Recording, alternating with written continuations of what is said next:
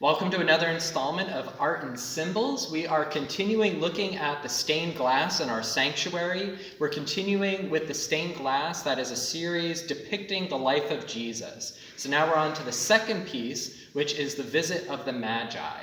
And you can see that over here. At about this time, we see there is Mary again in her distinctive blue garb.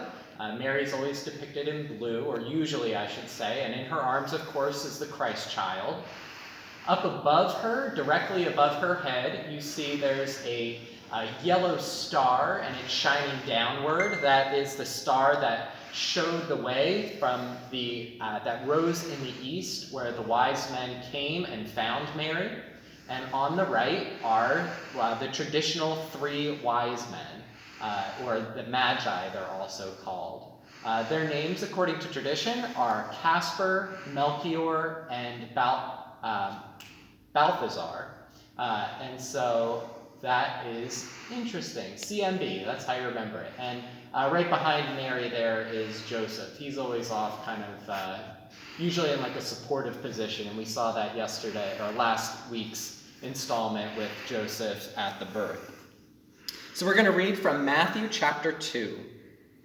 In the time of King Herod, after Jesus was born in Bethlehem of Judea, wise men from the east came to Jerusalem, asking, "Where is the child who has been born King of the Jews?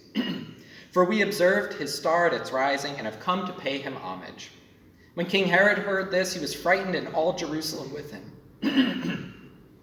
And calling together the chief priests and scribes of the people, he inquired of them where the Messiah was to be born. They told him, "Bethlehem of Judea, for so it has been written by the prophet, and you, Bethlehem, in the land of Judah, are by no means least among the rulers of Judah. For from you shall come a ruler who is to shepherd my people Israel." Then Herod secretly called for the wise men and learned from them the exact time when the star had appeared.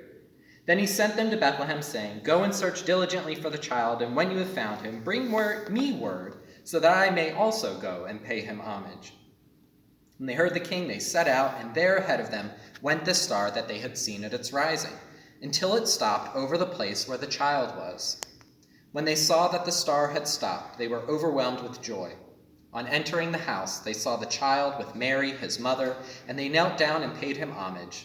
Then opening their treasure chests, they offered him gifts of gold, frankincense, and myrrh. And having been warned in a dream not to return to Herod, they left for their own country by another road.